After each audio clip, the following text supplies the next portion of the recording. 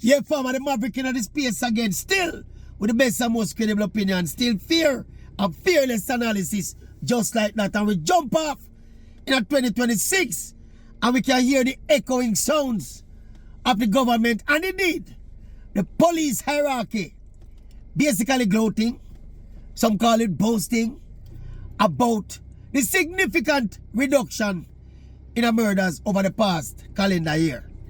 I have some of the numbers that I'm going to run through them for now. Whopping 43% reduction in the murder rate for 2025 compared to 2024. Almost 500 fewer murders take place in 2025 compared to 2024. Less than 700 murders committed in 2025. That represents a 31-year low. Conversely, 311 police killings took place in 2025, which is a sharp increase over the previous year. Obviously, anybody when they're blind and I know hypocrite or going like them are idiot in Jamaica know say the policy and the police now have to out the people who them deem to be violence producers. Serious violence producers. And we have to look at it in a wholesome manner, you know. Because this crime monster, you know, was really and truly getting out of hand, you know. Fears people in them veranda conversation and them rum bar conversation and them social settings conversation. Did a whisper say, what we are doing about this crime problem here, this murder problem here? We can't just go around and kill people in Jamaica at this astronomical rate. Now we have to give the government and indeed the police them credit.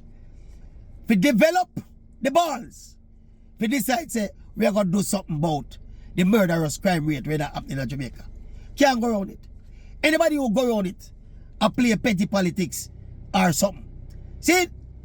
Now, the method used by the police to get them results here now, we can make the case that it was always going to be some kind of extreme measures.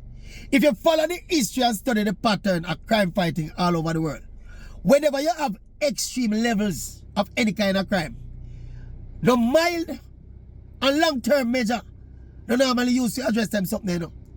It have to be extreme measures to address the extreme problem. And obviously, based upon the unwritten or unannounced policy, where the police them have obviously, if you tell them and them say them are going to meet their maker when them point guns at the police. It is obvious what go on. Say the police them become judge, jury, and executioner when it comes to a certain category of Jamaicans that are deemed as violence producers. People kind of incense about it quietly, but me think the overriding feeling me think is an appreciation for the reduction in the level of murders in Jamaica.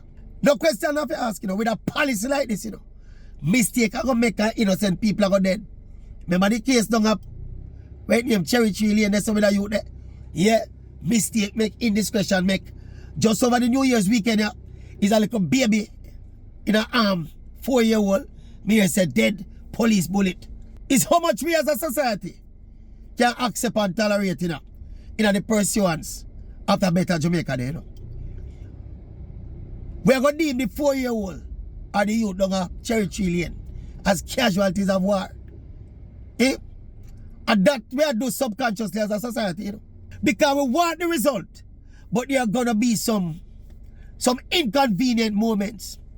And some people will be discombobulated. Some people will even be killed in pursuance of that ultimate betterment for the country, you know. As for this body cam thing, when we hear the commissioner, I try dance through the body cam thing. Commissioner, people have sense in Jamaica, man. We know the body cam thing go. Body cam and the policy where the police have don't go together, man. So this thing where we don't have enough body cam and we need the body cam to get the police them in the market. We know say this policy where the violence producer them are being introduced to the maker, that not compatible with the wearing of any body cam. So we are going to string out and delay and continue find excuse and come up with some argument to say why the body worn cameras can't be worn for certain operations because we don't have enough to give everybody in the force, and if everybody don't have it, it don't make sense some have it and blah blah blah. Yeah. All of you that, all of you fool. But it's a serious thing though, people.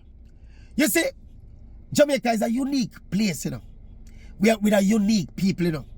And let me tell you what Jamaicans, you have to give Jamaicans credit for. Them have a certain level of tolerance for a certain level of unprofessionalism. If them decipher say it will lead for a betterment for the wider good, you know. And that's why Jamaicans not in any upheaval with what is happening with the police operationally. Because them figures say this thing where the man them get to brawling. The general population decides say we work with the police, you know. I mean, I know that there's any increase in the amount of informer them in the community. Them, and that's what a technology the police them use. Them use them technology and them know where. Police do a long time with certain man, they have a certain man at a long time, you know. It's just that me think now we get to a point now where, you know, the thing I get to brawling. And certain man out of control. If it out of control, we have to get it back under control. Which is what the police them are do right now. Me feel say is the tackling of this crime answer and the reduction in the amount of murders is a big part of the reason why the government in office was returned to office, you know. Because that was one of the biggest elephant in the room, you know, one of the biggest monster in the room, you know. That level of violent crime, murderous crime, incessant bloodshed. And when the government in office can show and all of them and say, watch ya, we cut murders by almost 50%. I want big something that you tell the Jamaican population in the year of an election, you know.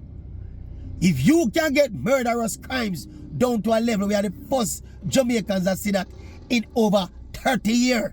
No matter how people make noise, no matter what color shirt them have, no matter what party them support, you know. The first thing a human being think about, you know, when them go up on them daily traverse, you know, I'm safety, you know. So if you can give him a sense of being safer in our country, which been a concern for the past 3-4 decades, you have to give Brogard and him crime plan a lot of credit. That's the truth, man. Remember something said the best and most credible opinion, you know. Fear and fearless analysis, you know. As it relates to the casualties of war now, maybe the state have got put a fund in place. For anytime the police them go overboard in them operations and innocent people get killed, you compensate them family there and compensate them properly. Or the families themselves go through the court and take it to the court and see if they can prove say them loved ones were killed innocently. That type of it will haunt the conscience. I love Jamaicans, you know, like me, you know. It haunt my conscience. Because while all of we want the crime and the murders to be reduced, none of we don't want no innocent casualties of war. So that are the trouble space for our mind in right now, in terms of celebrating the reduction in the murders by the police. And that have we a little bit uneasy. But nobody make it feel say Jamaica people don't know what go on and see what go on. Some of the man them get too brawling for you. Yeah man, some of the man them really get too brawling for you. But it's a heavy responsibility for the police them, you know. Because the margin for error is so small. Because remember saying, you know, a life you talk about, you know. The singularity of life, you know. Anyway, one maverick, I'll keep it fair and square. Yeah, fair and square.